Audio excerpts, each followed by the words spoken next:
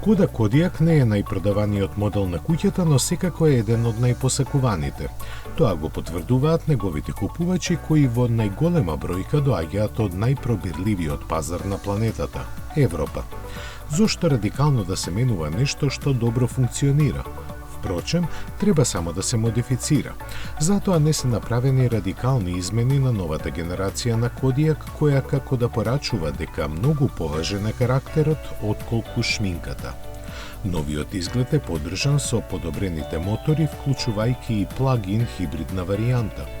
Вкупната должина се зголемува за 6 см, најмногу поради новите дизајни на предните и задните браници, бидејќи меѓуоскиното растојание е само 1 см подолго во однос на претходникот. Ширината на Кодиак е речисти непроменета, како и висината. Неговиот изглед е модерен и динамичен со првите елементи од новата дизајнерска филозофија Modern Solid.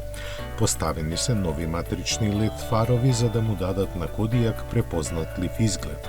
Долниот дел од браникот вклучува широк довод на воздухот со воздушни завеси кои го канализираат протокот на воздухот за да ја подобрат ефикасноста. На задниот дел продолжува да се користи препознатливиот дизајн на осветлување. Во внатрешноста на новиот Кодиак има многу дигитализација, но задржани се физички контроли за најчесто користените функции. Инсталиран е 10-инчен дигитален дисплеј на инструментите и централен со иста големина екран на допир. Ке биде достапен и опционален 13-инчен самостоен дисплеј на допир. Помеѓу предните седишта има повеќе простор отколку порано, бидејќи менувачката палка е преместена во централната конзола, а сите верзии се опремени само со автоматски DSG менувач. Моторизацијата започнува со 1,5 литрениот бензински благ хибрид со 150 конски сили. Овој мотор користи електричен систем од 48 волти со стартер генератор на ремен и литиум-ионска батерија. Технологијата на активни цилиндри може да деактивира 2 од 4 цилиндри на моторот кога е под мало оптоварување за дополнително да ја намали потрошувачката на гориво.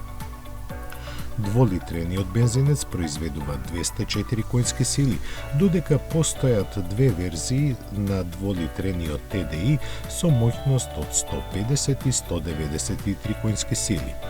Бензинските и дизел моторите со поголема моќност стандардно ќе доаѓаат со погон на сите тркала. Додавањето на плагин хибридната варијанта на Кодиак е добра вест. 1,5 литрениот 4-цилиндерски бензинец со 150 конски сили е поврзан со електричен мотор за да произведе комбинирана моќност од 204 конски сили, придвижувајќи ги предните тркала преку 6 степен DSG. Користи батерија од 25,7 киловат-часови, што овозможува официјален електричен опсег на возење од повеќе од 100 километри. Способен е за брзо полнење до 50 киловати. Шкода воведува нова опција Dynamic Chassis Control за втората генерација на Кодиак. Користи два независно контролирани вентили за да ги одвои фазите на враќање и компресија на суспензијата за разлика од претходната верзија која користеше еден вентил.